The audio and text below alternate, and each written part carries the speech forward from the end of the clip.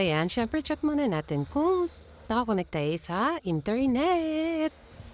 Connected naman. So, back na tayo at papakita ko na sa inyo kung nakapag-messenger po ba. Yes, ayan na po. Makita nyo po ang messenger at maghanap tayo ng re-replyan. Ayan.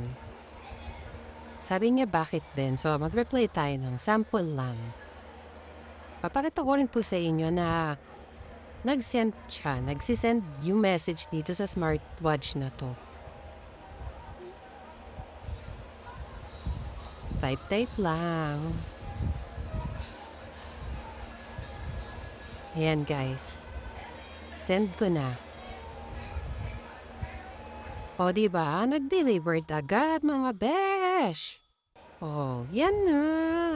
Kita nyo na po, nakakapag-messenger po tayo. Kaya click nyo na po yung yellow basket. Order na po kayo. And makikita nyo, papakita ko sa inyo, yan. Nag-notif din po yan dito. Daming notification, di ba? Pwede kong i-clear. Yes, yun lang. Bye!